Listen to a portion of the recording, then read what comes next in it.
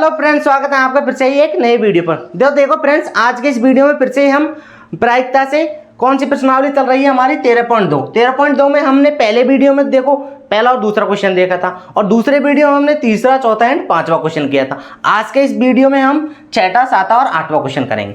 तो देखो फ्रेंड्स, अगर वीडियो को आपको लास्ट तक जरूर देखना है, अगर देन उसके बाद आपको डिसाइड करना है कि वीडियो अच्छा लगा है या नहीं लगा है, उसके बाद आपको लाइक करना है एंड चैनल को सब्सक्राइब करना है और अपने दोस्तों को जरूर शेयर करना है। तो देखो हम करते हैं हमारा वीडियो स्टार्ट। अब देखो क्वेश्चन नंबर 6 क्या कह रहा है, इसका क्वेश्चन नंबर 6 का हम करते हैं उत्तर स्टार्ट कि मान ले ई तथा एफ दो स्वतंत्र घटनाएं इस प्रकार है। अब घटनाएं इसने दे दिया है कि स्वतंत्र घटना है और क्या दे रखा है, तो सबसे पहले देखो दिया है, क्या क्या लिखते हैं हम। दिया है कि ई तथा एफ दो स्वतंत्र घटनाएं हैं। ई तथा एफ दो स्वतंत्र घटनाएं हैं, ये दे रखा है। एंड क्या दे रखा है कि पी की वैल्यू दे रखी है कितनी, 3/5 है ना। पी एफ की वैल्यू दे रखी है आपको कितनी, 3/10 और पी ई इंटरसेक्शन एफ की वैल्यू दे रखी है कितनी, 1/5 है ना। तो तब क्या ई और एफ स्वतंत्र घटना है ना, कि ई और एफ हमें चेक करना है कि ये दे नहीं रखा है ना, हमें इतना ये मान दे रखे हैं। देखो आगे क्वेश्चन में आपको अच्छे से पढ़ोगे ना आप, तो देखो क्या दे रखा है कि मान ले ई तथा एफ दो स्वतंत्र घटना इस प्रकार है।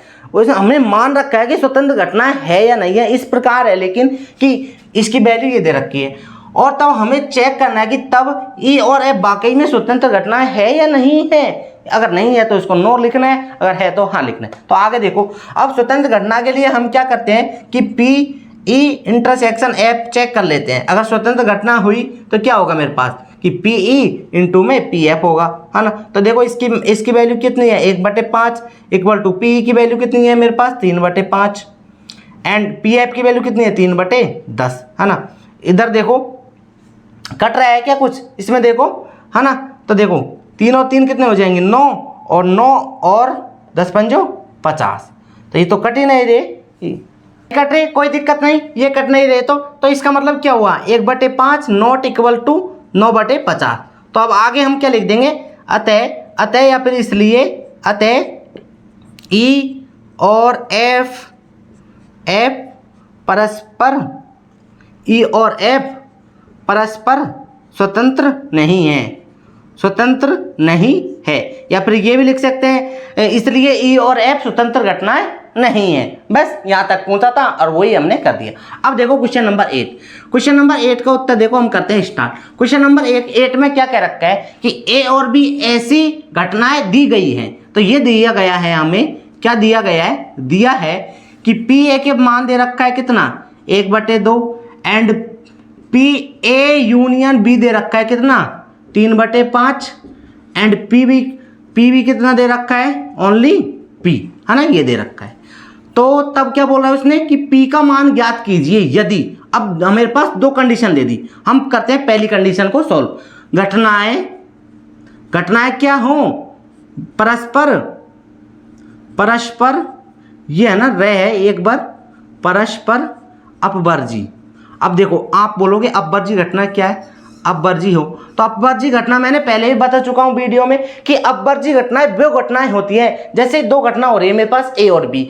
तो अब यदि ए घटना हो रही है तो बी घटना, उसमें मतलब एक साथ दोनों घटना नहीं हो सकती, तो उसको बोलते हैं अपवर्जी घटना। तो ऐसी कंडीशन में जो हमारा ए इंटरसेक्शन बी आता है वो क्या आता है, मतलब अलग अलग दोनों घटनाएं अलग अलग होगी ना, तो दोनों घटनाएं अलग अलग होंगी तो हमारा जो कॉमन चीज है वो तो आएगा ही नहीं, क्योंकि दोनों घटनाएं बिल्कुल अलग अलग होंगी। अपवर्जी घटना का मतलब ये हुआ।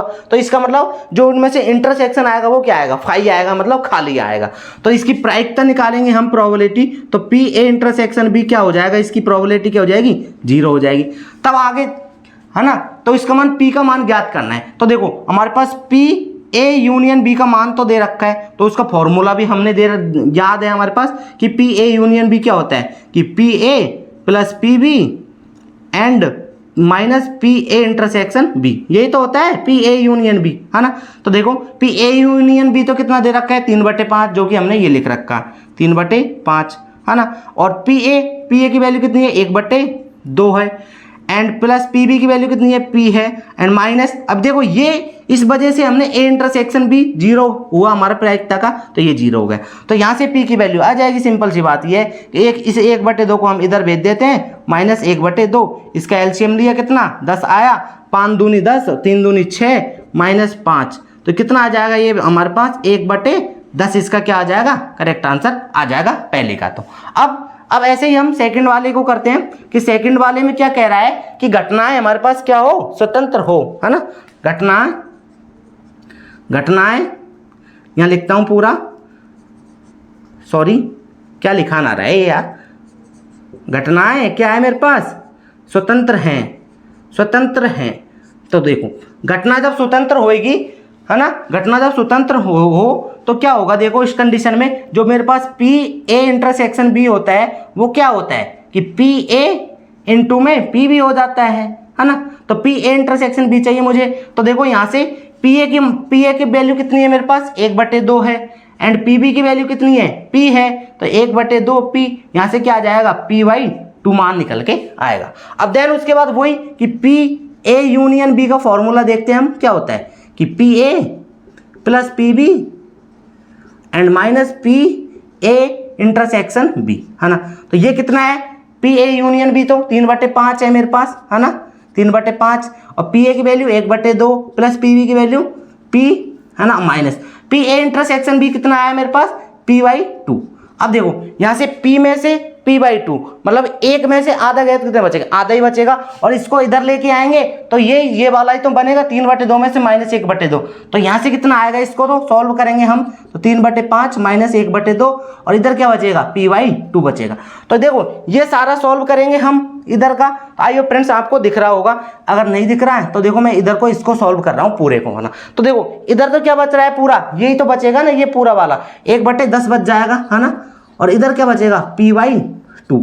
अब फिर से इसको काट सकते हैं हम 5 बार, तो यहाँ से P की वैल्यू कितनी आ जाएगी मेरे पास, P की वैल्यू 1/5 निकल के आ जाएगी, जो कि करेक्ट आंसर है आपका, है ना, ये इसका करेक्ट आंसर हो जाएगा दूसरे वाला है। तो आइए फ्रेंड्स ये क्वेश्चन आपको अच्छे से समझ में आया होगा, क्वेश्चन नंबर कौन सा है, 7वां नंबर, है ना। अब आगे देखो क्वेश्चन नंबर 8, तो क्वेश्चन नंबर 8 में देखो कि मान ले A और B स्वतंत्र घटनाएं हैं, तो इसका मतलब कि क्या हो रखा है, इसने दे रखा है या फिर इसने बोल रखा है कि मान ले, तो इसका मतलब दिया है, बस सिंपल सी बात ये है।